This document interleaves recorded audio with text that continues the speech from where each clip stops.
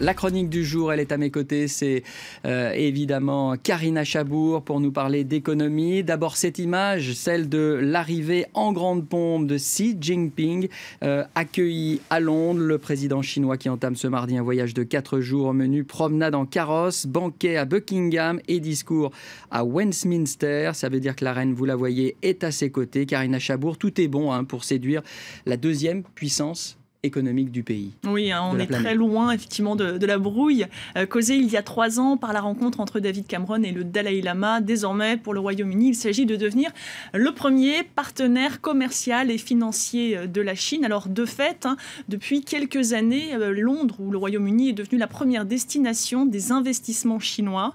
Rien depuis 2008, les Chinois y ont financé, vous le voyez, 61,5 milliards d'euros.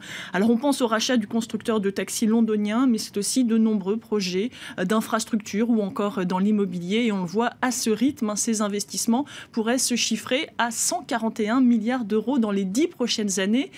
Quant aux investissements britanniques en Chine, ils ont eux aussi connu un bond spectaculaire au cours des dernières années. En 2014, plus 88%, aucun autre pays de l'Union européenne n'a fait mieux. Alors on l'a compris, pour les Britanniques, les enjeux de cette visite sont immenses. Quels sont les contrats sur la table ? Alors nucléaire, train à grande vitesse, le gouvernement conservateur compte sur les Chinois pour compenser les carences de l'État en matière de grands projets d'équipement. Le premier gros contrat attendu cette semaine, il concerne donc le nucléaire avec, vous savez, ce projet de construction de 2 réacteurs EPR dans le sud-ouest du pays. Le français EDF est leader, mais il a besoin de ses partenaires chinois pour boucler le tour de table. Et bien, pour obtenir le feu vert de Pékin, Londres est allé jusqu'à promettre la construction d'une centrale de technologie chinoise dans le sud-est du pays. Et puis le deuxième gros contrat, il concerne la ligne de TGV entre Londres et Birmingham. C'est un contrat à plus de 16 milliards d'euros. Et là, les Chinois sont en lice aux côtés des Allemands, des Français, mais également des Japonais. Et puis enfin, vous le savez, Londres est devenue une place forte financière avide d'investissements étrangers. Cette visite doit permettre de faire de la City la tête de pont pour les investissements chinois en Occident. Ce serait également l'occasion pour la Chine d'internationaliser sa monnaie, par exemple en émettant des titres en yuan. Et pour faciliter ce rapprochement, le gouvernement britannique multiplie les gestes. Oui, visite de George Osborne en septembre en Chine pour préparer le terrain. Et puis on sait également que l'an dernier, le Royaume-Uni a pris ses distances avec les mouvements de protestation à Hong Kong.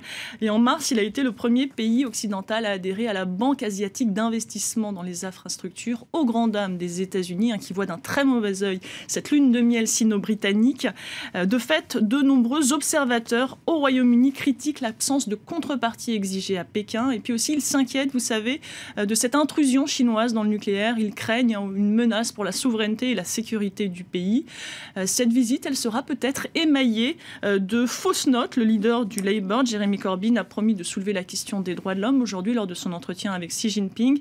Quant au prince Charles, très ami avec le Dalai Lama, il a déjà laissé entendre qu'il n'assisterait pas au banquet d'honneur donné par sa mère, la reine Elisabeth, en l'honneur précisément de Xi Jinping. Shocking, Charles, et le business dans tout ça. Merci Karina Chabour pour toutes ces informations.